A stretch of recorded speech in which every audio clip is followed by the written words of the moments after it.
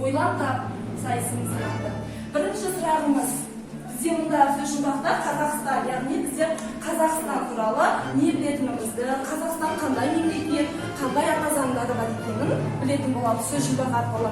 Бірінші сұрағымыз, Қазақстан халқы қандай ұлт? Әделя. Қазақ. Екінші сұрағымыз, Қазақстан Республикасының мемлекеттік рәмізі? Елтаңба.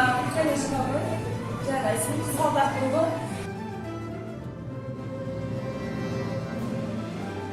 Үшінші сұрағым, көктем мерекесі қай айда болады? Наурыз. Келі ғой Зере. Қазақстан Республикасының рәміздері.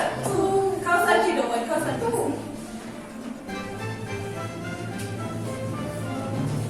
Яғни бұл жерде мен сендерге мақал-мәтелдерді жазғанмын, әр сөздерді адастырып, яғни қойған адастырып. Бұл жерде 3 мақал бар, 3 мақалдың тауып көреді. Одан, мақал, оттан да жердайсың. Оттан бастық. Дұрыс па? Екінші мақалымыз. Келе ғой қарақат. Өз, үйім, өлең,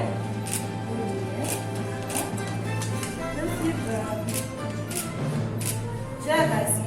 Бізде ең соңғы үшінші мақалымыз қалды. Өнер. Алды. Қызыл. Тіл. Жарайсыңдар балалар.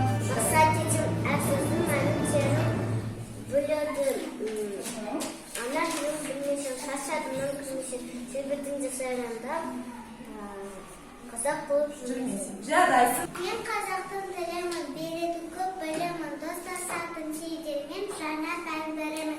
Қымбат маған ана тілім, бал тілім, қымбат маған дана тілім, ат тілім, ақ сүтіммен біргесінген бойыма, ана тілім ардақ тұтар алтынын.